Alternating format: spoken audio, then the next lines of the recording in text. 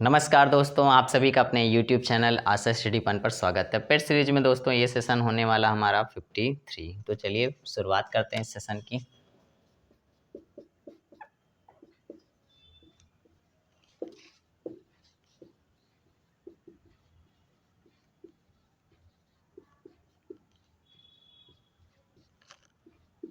पिछले सेशंस अगर आपने नहीं देखे तो वो सेशन आपको प्लेलिस्ट में मिल जाएंगे। आप सारे सेशन को बना लीजिएगा, कोई भी सेशन आपके लिए महत्वपूर्ण हो सकता है।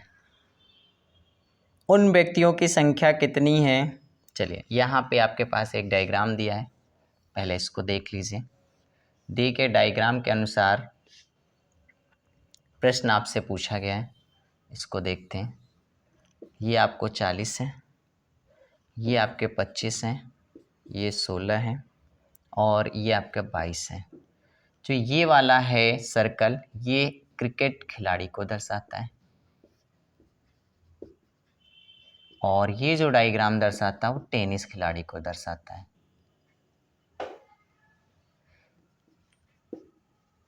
अब देखिएगा, प्रश्न में आपसे ये पूछा गया है, उन व्यक्तियों की संख्या कितनी है? उन व्यक्तियों की संख्या कितनी है जो कोई भी खेल नहीं खेलते हैं। जब भी इस तरीके का प्रश्न आता है तो देखिए क्या क्या संभावना हो सकती है इस प्रश्न से जानकारी। सबसे पहले आपको तो डायग्राम के अनुसार समझिए क्या क्या चीज़ें होती हैं। टोटल क्रिकेट वाले खिलाड़ी हैं 25, टोटल टेनिस वाले हैं 22 हैं, दोनों खेलने वाले 16 हैं और संख्या टोटल व्यक्तियों की आपकी 40 दी गई है। ये जानकारी इस डायग्राम के द्वारा मिल रही है। तो सबसे पहले हम लोग क्या निकालेंगे? केवल क्रिकेट वाले। केवल क्रिकेट वाले कैसे निकालेंगे? 25 माइनस आप कर देंगे 16, तो ये हो जाएगा दोस्तों 9। अब केवल टेनिस वाले को निकालना पड़ेगा। केवल टेनिस खिलाड़ी कितने हो जाएंगे? 22 माइनस 16 हो जाएगा, तो ये संख्या हो जाएगी आपकी 22 माइनस 16 करेंगे तो हो जाएगी ये 6। अब दोनों खेलते हैं जो क्रिकेट प्लस टेनिस वाले, वो ऑलरेडी संख्या हमको दिख रही है, तो वो कितनी हो जाएगी आपकी 16। अब ये खेलने वाले हो गए, संख्या 40 है, इनको जोड़कर घटा दें तो इनको जब आप जोड़ेंगे तो ये हो जाएंगे आपके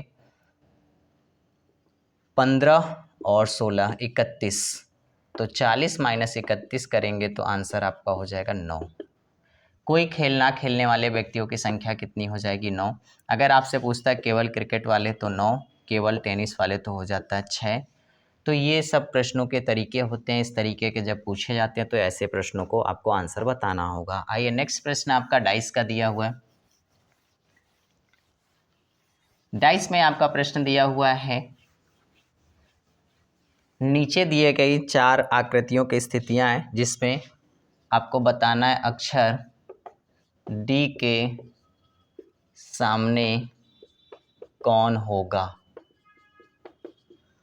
ये 4 डायग्राम आपके पास हैं और हमने कहा था डाइस में चाहे डायग्राम 4 हो चाहे 5 हो या संख्या उनकी कुछ भी हो, हमें केवल 2 डायग्राम से मतलब होता है और उस डायग्राम में हमें देखना होगा कि डाइस का प्रकार कैसा है।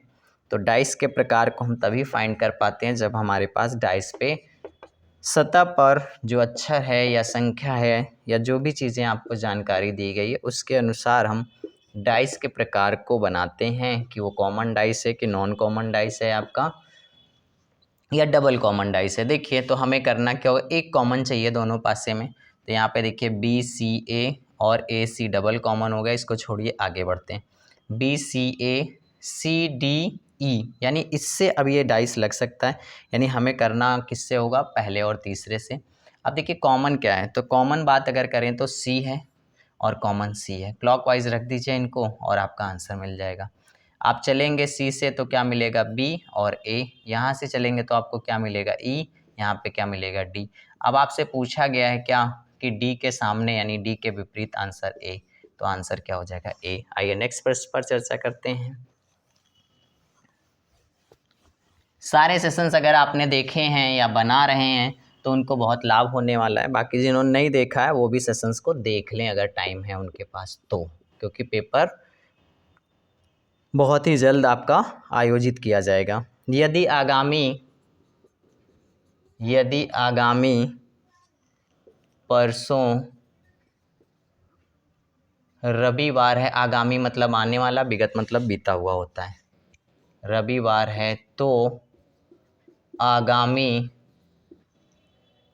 कल के दिन गत परसों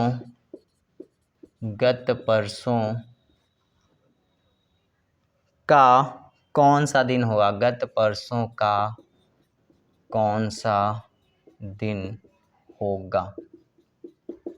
समझिएगा, एक आपको प्रश्न दिया गया है जिसमें लैंग्वेज ही आपका इस प्रश्न को समझना होगा तभी लगेगा। आगामी परसों, इसका मतलब हमें बनाना होगा आज को, आज कल, आगामी मतलब आने वाला, परसों दिन कौन सा दिया गया है, इस दिन आपको बताया गया है रविवार। तो आज का दिन पे हम आ जाएंगे, यहाँ पे हो जाएगा आपका शनिवार और यहाँ पे हो जाएगा आपका शुक्रवार। अब फिर से देखिए, यहीं से फिर कंपैरिजन की गई है, फिर कह रहा आगामी कल यहाँ पे के गत परसों मतलब बीते हुए, यहाँ पे देखिए फिर हम आ जाएंगे यहाँ पे परसों, क्योंकि उसके लिए ये वाला हो जाएगा आपका, इससे ये हो जाएगा कल और बीता हो जाएगा परसों। कौन सा वार होगा, तो ये दोस्तों होगा बृहस्पतिवार। तो इसका आंसर क्या हो जाएगा आपका, बृहस्पतिवार। आइए नेक्स्ट प्रश्न को देखते हैं। नेक्स्ट प्रश्न में आपसे क्या कहा गया है, नेक्स्ट प्रश्न में कहा गया आपका एक ट्रेन में सदैव होता है, एक ट्रेन में सदैव होता है, ऐसे भी प्रश्न आ जाते हैं कभी कभी। तो चलिए देखते हैं ऑप्शनों में क्या दिया गया है कि ट्रेन में क्या इम्पोर्टेंट होता है। तो दिया गया आपका इंजन, और दूसरा आपका दिया गया पहिया, और तीसरा आपका दिया गया गार्ड, और चौथा आपका दिया गया सवारी। तो भाई सबसे बड़ी बात क्या होती है, ट्रेन का सबसे महत्वपूर्ण बात अगर हम करें तो उसमें इंजन इम्पोर्टेंट होता है, यानी कोई भी ट्रेन होगी उसमें इंजन जरूर होगा। तो आंसर क्या लगाना हो आपका, ये लगाना होगा। आइए नेक्स्ट प्रश्न देखते हैं, इस सेशन का आखिरी प्रश्न कथन एवं निष्कर्ष का दिया हुआ है। कहा गया कुछ बसें चौपहिया वाहन हैं, चौपहिया वाहन है, इसका मतलब क्या है, इसमें चार पहिया हैं। फिर नेक्स्ट प्रश्न में कहा गया सभी चौपहिया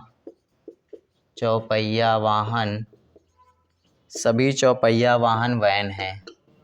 अब इसके बाद निष्कर्ष जो दिया गया है वो आपसे दो निष्कर्ष दिए गए हैं, उसमें आपको बताना है दोनों सत्य हैं, दोनों गलत है, केवल एक सत्य है, ऐसा बताना होगा। कहा गया दोस्तों कुछ वैन बसें हैं, दूसरा निष्कर्ष आपसे कहा गया है कुछ बसें चौपहिया वाहन हैं।